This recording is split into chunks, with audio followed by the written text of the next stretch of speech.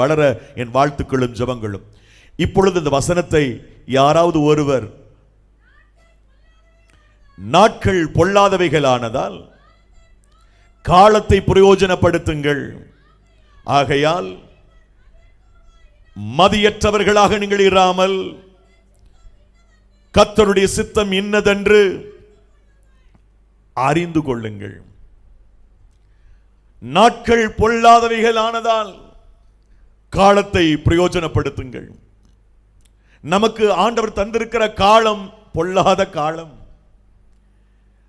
வெளிப்படுத்தின விசேஷம் 10வது அதிகாரம் 6வது வாக்கு சொல்கிறது, இனி காலம் செல்லாது.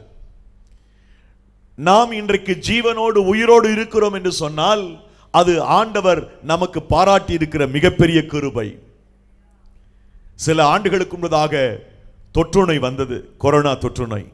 உலகம் எங்கிலும் இருக்கிற மக்கள், லட்சக்கணக்கான மக்கள், கோடிக்கணக்கான மக்கள் காலத்துக்கு முன்னே மாண்டு போனார்கள்.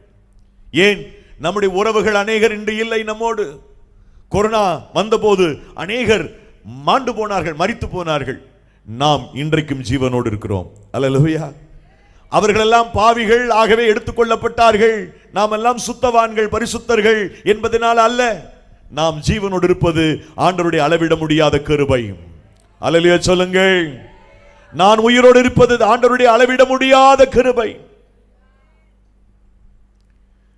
இந்த கிருபையாக தேவன் தந்திருக்கிற காலத்தில் நாம் இனி ஆண்டவருக்கு என்ன செய்ய வேண்டும் என்பதுதான் இன்றைக்கு நான் உங்களோடு பேசக்கூடிய சத்தியம். சில மாதங்களுக்கு முன்பதாக இந்திய தேசத்தினுடைய மிகப்பெரிய கோடீஸ்வரரில் ஒருவர் மாண்டு போனார்.